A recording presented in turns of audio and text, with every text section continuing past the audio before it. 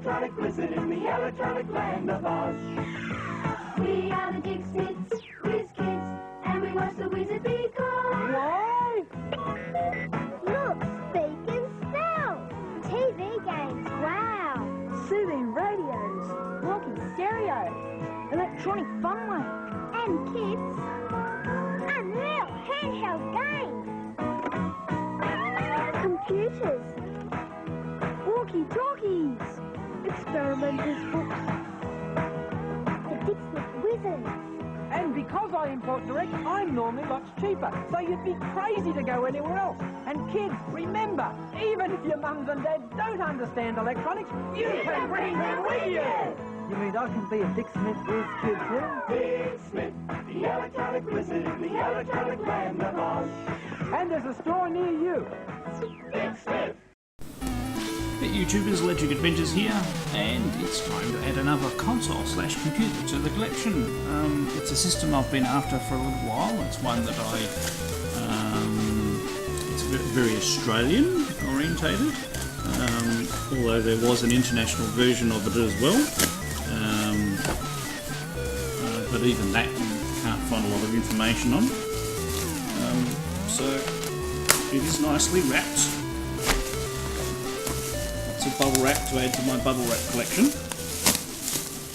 Now a few of them have come up lately, but they've gone for, shall we say, way too much money for what I was prepared to pay, especially with the, the descriptions. Because all these systems, whether they say they work or not, you take a gamble. And if they don't even say whether they work, you're taking an extreme gamble.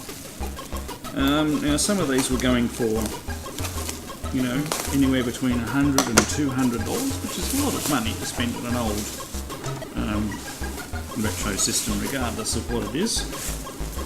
And this one, in the end, I managed to get for $30.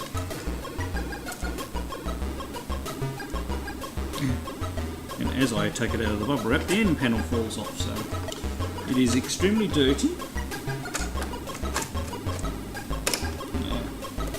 Some repairs to the panel by the looks of it.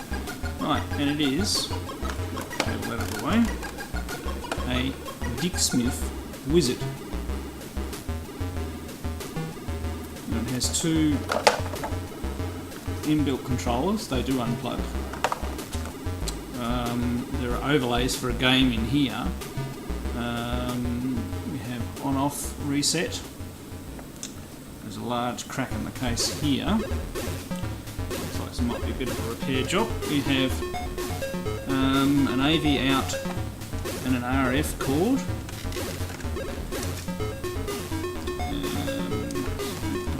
Holding this panel on here. Underneath we have the model number. Sorry, crazy camera.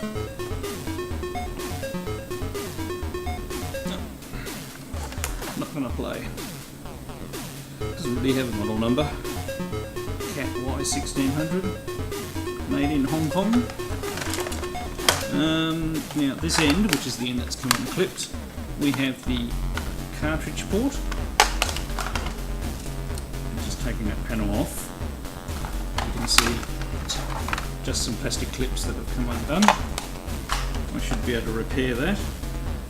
It was reasonably well packaged, but it doesn't look like it's had a happy trip over. And it needs a definite clean before we do anything with it. Now just taking one of these overlays off.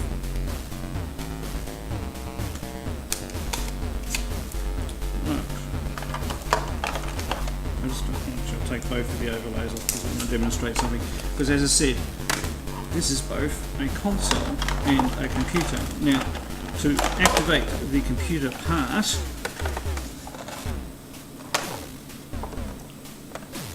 you put the controllers like that, and there you have touch and keyboard. But you do need the basic cartridge.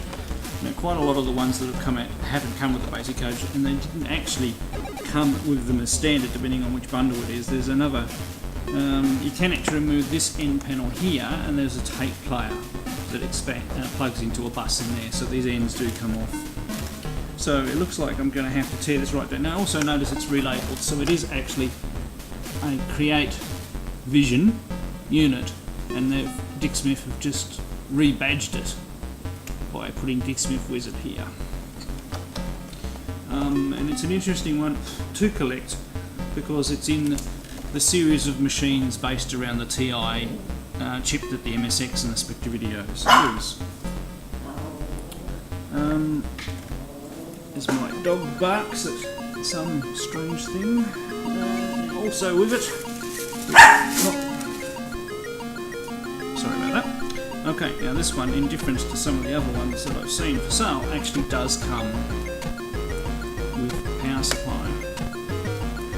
Now it's got the overlays for Crazy Chick, and not all of the games you see for sale actually come with the overlays. But there's no game, and I actually thought it came with the game. But anyway, we've got the power supply, we've got the unit. We should be able to fire it up. I do have one game back there, Tank Attack, because I don't think the system will do anything unless I plug some sort of cartridge in there. But it does need a bit of cleaning up. So anyway, I'll plug it in and we'll see how we go. Well, what do you know, guys? It actually works.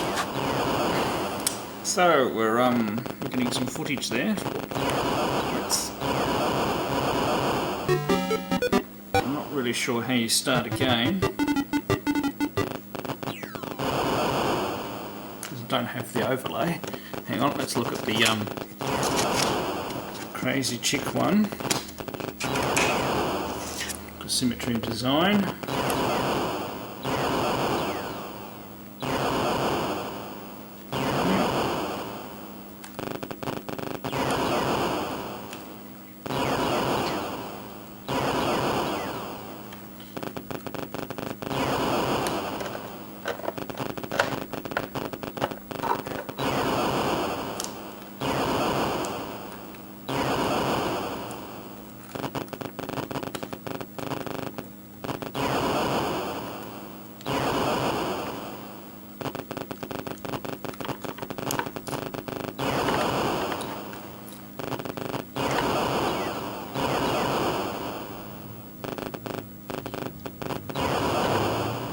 These controllers, you really get no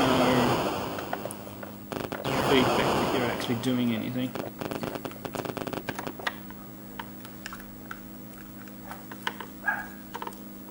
Okay, press the button.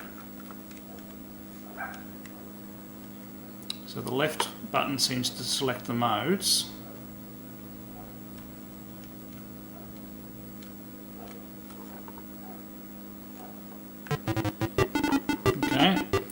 And then we've got start.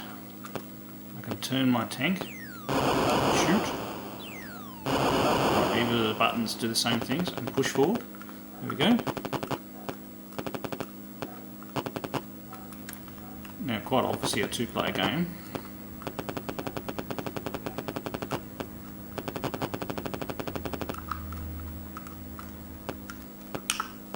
You can't turn that quickly.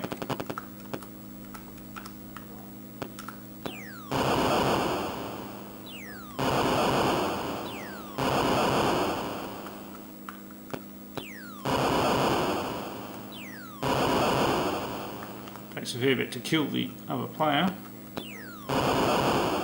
unless they've got to move. Yeah, well, both controllers seem to work. Ooh, can't get the fire buttons to work on that one.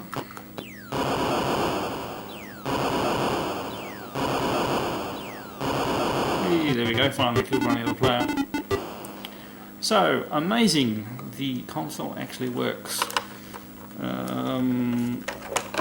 So just a bit of another look at it before our batteries run out. So there's the system there, the keyboard in place, cartridge goes in the end, and it gets quite a decent picture. So I'll have to clean this up and see if we can get some more games for it, and especially the basic cartridge as well. Okay, so just a little closing thing on that. As I was putting the Tank Attack game away, I actually found that I have the overlays. So apparently there's 15 game modes, it's all 2 players, so you need 2 players to play this game, unfortunately. And you can actually have some games where you've got more than one tank, and a bit of strategy involved. You can switch tanks, control to another tank, and catch the other person by surprise. And there's all different maps and things you can do. So 15 different levels. So I've got both overlays. So that tank attack's complete. So I will have to do a little bit of repair on those plastic tabs on the end of the machine, give the whole thing a clean. I'll probably do a strip down, and when I do that I'll I might hold off publishing this particular video and add that in as an added bonus. And then the next time when I get to my software, we'll be able to demo it on the machine. Okay, thank you, and I'll catch you next time. Okay, and for those that are interested, here is the teardown of the Dick Smith Wizard. So we've got our internal power supply components here, our RF modulator, which actually does quite a good job. So it's not a hugely complicated motherboard. There's one chip with a heatsink on it there. Cartridge port.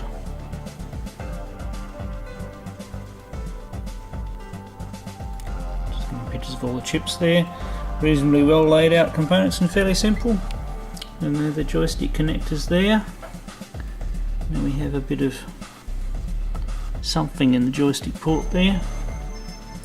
I need to have a look at it. Just looks like a bit of plastic. Might be another one of the case connectors. Yeah, it's another bit of the case. I've got one more out of it as well, so it looks like it's from a different spot though. It's incredibly dirty inside. I need to clean all that up, blow it out and everything like that, and clean all the case up and put it back together, and it'll make a good machine. Alright, just thought you'd be interested to see what it looks like inside.